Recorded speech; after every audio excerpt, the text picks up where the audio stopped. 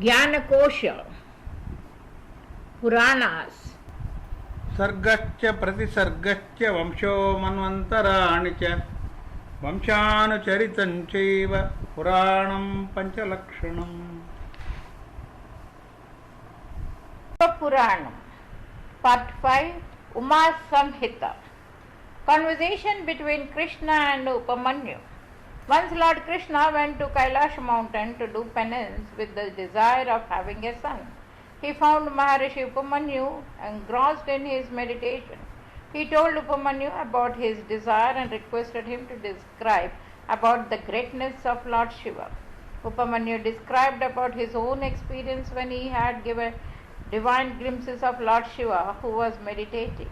Once I saw Shiva who was surrounded by all the deities. Lord Shiva was engrossed in his deep meditation. Shiva had in his possession all the divine weapons like trident, axe, noose, Sudarshan. Lord Vishnu and Brahma were also present there. I visualized Lord Shiva who became pleased with me. Lord Shiva wanted to bless me with a boon. I requested Lord Shiva to bless me with three things. I should always remain his devotee, to be able to know about the past, present and future events. My family should never feel the scarcity of rice and milk. Lord Shiva not only blessed me with all the three things, but also to be able to see the Vaivasvanta Kalpa. After completing his story, sage Upamanyu told Krishna he must worship Lord Shiva if he was desirous of a son, because Lord Shiva can be pleased quite easily. Sri Krishna does penance. Sri Krishna then proceeded to do his penance after getting initiated by Upamanyu with the mantra Om Namah Shivaya. He did a tremendous penance for 15 months by standing on his toe. In the 16th month, Lord Shiva and Parvati appeared before him after being pleased by his penance. Lord Shiva expressed his desire to bless Krishna. Krishna demanded 8 boons. May his intelligence always remain inclined towards religiousness. May he attain immortal fame. May he have his abode in Shiva's proximity. May his faith and devotion in Shiva be unswerving. May he have 10 valiant sons. May he be victorious against his enemies. May all his enemies be destroyed and may be dear to all the yogis. After receiving 8 boons from Lord Shiva, Krishna demanded 1 boon from Goddess Parvati. May he always be in the service of his parents and the Brahmins. Sri Krishna then went back to Upamanyu and narrated the whole story. At last he returned to Dwarka. Classification of grave sins. Describing about the sins, Sutta told the sages that altogether there were 12 types of sins committed by a man by his action, thought, speech. Out of them, having a desire of another person's wife, being desirous of another wealth, having evil designs against other people, and drifting towards sinful paths are considered to be sins committed by one's thoughts. The following sins are supposed to be committed by speech: conversation with a woman who is having periods, telling lies, unpleasing talks, and backbiting.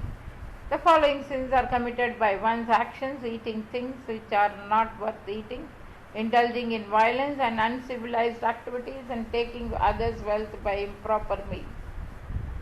Even among all these sins, some are considered to be graver, like criticizing teacher, hermit and parent, stealing the property of temple or a Brahman. A person commits mahapap if he indulges in any of the following: not having devotion towards one's preceptor, abandoning one's preceptor, sleeping on the preceptor's bed, drinking intoxicating drinks, having illicit relationship with one's teacher's wife, taking back the wealth which has already been donated, earning wealth by employing improper means. A man who commits the following sins are considered to be the grave sinner: burning a cowshed, a forest or a city, not marrying a girl with a suitable man, having illicit relationship with daughter-in-law and sister-in-law. The description of hell. Each living being has to taste the fruits of his karma when his soul reaches the abode of Yama after his death. The soul of a virtuous man enters the hell from the northern side, whereas that of sinful man enters from the southern side. Yamangiri, the abode of Yama, is situated at a distance of 86,000 yojanas, 1 yojana 8 miles, from the source of the earth. The virtuous soul reaches there without any problem because of his virtuous deeds. On the contrary, the soul of a sinner reaches Yamangiri tasting the fruits of his sins all along the way. Moreover, when the soul of a sinner reaches Yamangiri, it gets punished by the Yamadutas. The Lord of Death then gives the final judgment on the basis of each individual sins. From the hell, the virtuous soul leaves for the heaven. There are many categories of hells, all filled up with filth. Charity and its importance. Suta, while warning the sages, told, people who engage themselves in virtuous deeds throughout their lives and who have been kind of others cross the terrifying path of the hell quite easily. A person who donates shoes or wooden sandals to Brahmins reaches the hell riding on the horse. Similarly, a person who donates an umbrella to Brahmins reaches the hell under the shade of an umbrella. Making donations of bed or chairs to Brahmins help a man to reach the hell after taking adequate rest on the way. Making donations of gold or silver to Brahmins helps a man to attain to heaven. A man who donated food grains enjoys all the pleasures of life because food grains sustain life. Even making donation of water is considered to be of supreme value because life cannot exist without it. A man who digs up well and ponds for the benefit of people acquires great virtues. Planting trees, especially which gives fruits or flowers, are considered to give immeasurable virtues. Making donations of cow, land, knowledge, and such objects that can be weighed are considered. Making donations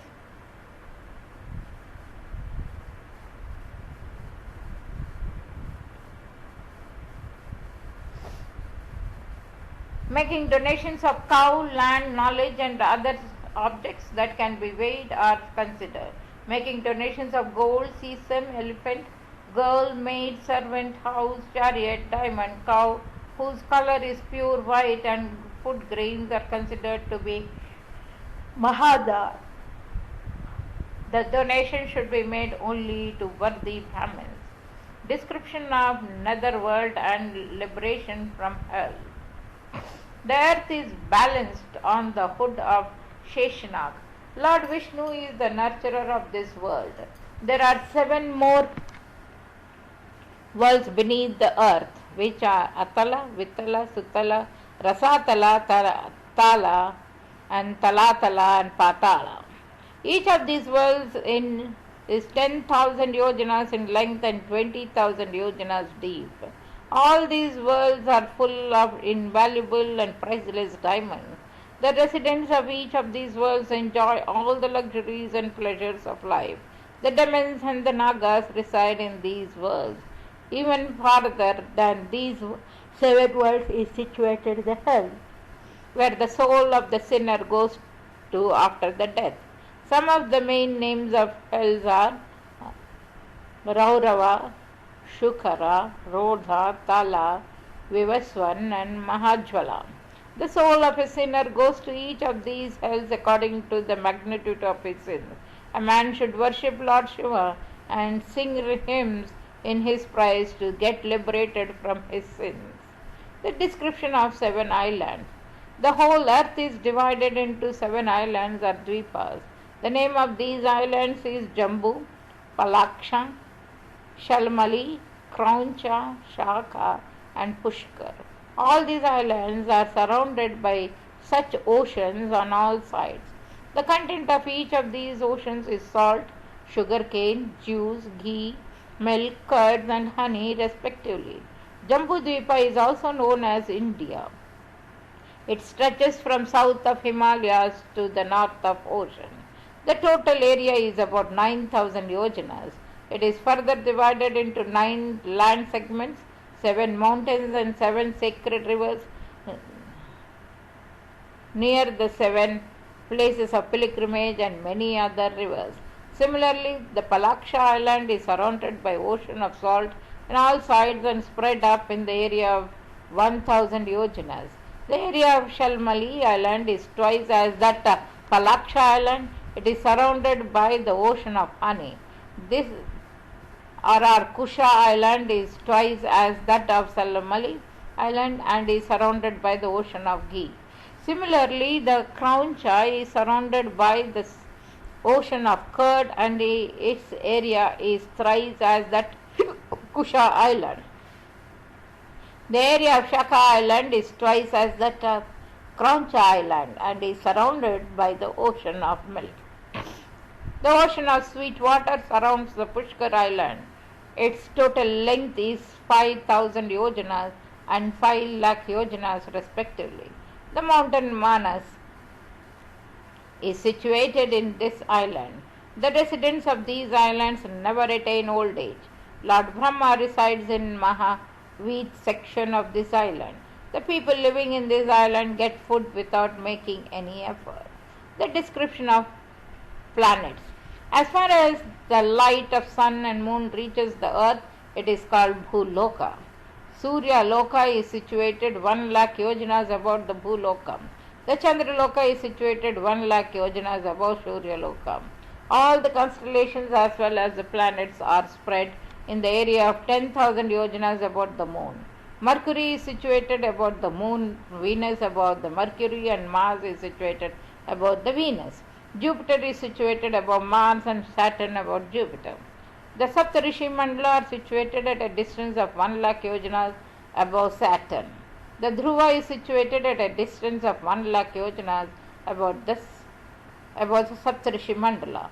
All the planets are situated between the Earth and Dhruva star in the form of 3 lokas: Bhuloka, Bhuvarloka, and Swargaloka. Maharloka is situated even beyond the Dhruvaloka. This is the world where the Manasaputra, Sanak Sananandas of Lord Brahma reside. Janaloka is situated above Maharloka, whereas the Tapaloka is situated at a distance of 26 lakh yojanas above Mahaloka. Satyaloka is situated 6 times the distance between Mahaloka and Tapaloka. Satyaloka is also known as Brahmaloka. Beyond Brahmaloka is situated the Vaikuntha-loka. Similarly, the world of Kartikeya Kumara-loka is situated beyond Vaikuntha-loka. After Kumara-loka comes the Uma-loka and then comes the Shiva-loka, which is the farthest loka. Goloka is situated near Shiva-loka, where Lord Krishna lives with the cow named Shushila with the permission of Lord Shiva. Categories of austerity are tapa. Truth or satya is the best among all the types of austerity. A truthful man is the supreme devotee and a great accomplisher. Austerity helps a man to attain all the worldly pleasures of life and ultimately salvation. Austerities have been classified into 3 types on the basis of 3 basic qualities or guna: sattvika tapas, rajasi tapa, and tamasi tapa. Austerities observed by the deities, hermits, and celibates come under the category of sattvika tapa. Austerities maintained by the daityas and man come under the category of rajasi tapa. Austerities maintained by the demons and those people who indulge in evil and cruel deeds come under the category of tamasi tapa. The origin of body. The food taken by a man gets transformed into semen in the body. The semen is transformed to the woman's womb during the time of intercourse, where it gets mixed with the blood. It then develops into an egg. Gradually, all the organs start to manifest. The body then attains the vital force and ultimately comes out from the mother's womb after suffering great pains. But after taking birth, he forgets all about these pains. He then lives like his life by reaping the fruits of his past karmas. Before taking birth, the body lives in a filthy environment in its mother's womb. It becomes so dirty that even Panchagya cannot make it pure. Remembrance of Shiva is the only means to make it pure. Control over the death, Ichha Mrityu. Sutta told the sages that a person who wants to control death should first be seated on a pure seat. He should then perform pranayama by holding his breath. While doing this exercise, care should be taken that lamp is not burning. Both the ears should be shut by the index fingers for the period of 1 hour.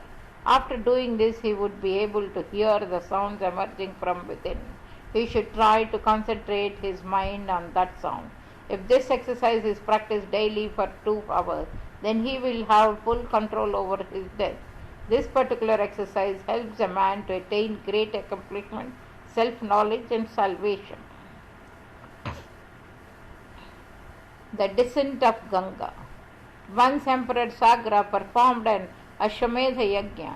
Indra abducted the horse used in this yajna and kept it in the hermitage of sage Kapila. All the 60,000 sons of Sagra went to search the horse and found it in Kapila's hermitage.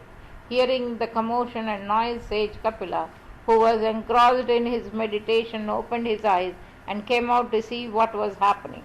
He was very angry. He looked angrily towards the sons of Sagra. All of them were burned to death except 4. In due course of time, sage Bhagiratha became successful in bringing river Ganga to earth with the blessings of Lord Shiva. Bhagirath was the descendant of Sagra. Bhagirath made all of his ancestors alive who had met an untimely death by sprinkling the water of Ganga on their bones. The river Ganga is also known as Bhagirathi because of Bhagirath. The austerities of Vedavyasa. Narrating about the life of sage Vedavyasa, Sutta said to the sages, once while sage Parashara was on his pilgrimage, he arrived at the bank of Yamuna. Satyavati, who emitted the smell of fish, helped him cross the river. Sage Parashara was very pleased with her. He transformed the bad smell emitting from her body into fragrance. He also told her that she would be fortunate to give birth to a son as mighty as Lord Vishnu. In due course of time, Satyavati gave birth to a child. The child was given the name Krishna Dvaipayana by Satyavati's father. Soon after his birth, the child told his mother that he was going to do penance and he would come back to see her the moment she desired. The child did tremendous penance and became famous as Vedavyasa. With this deep knowledge and insight, he categorized the different sections of Veda. After the accomplishment of his penance, Vedavyasa went on a pilgrimage. He came to Kashi with a desire to write the Puranas. To get the blessings of Lord Shiva, he worshipped the Madheshwar Lingam. Lord Shiva became pleased by his devotion and blessed him.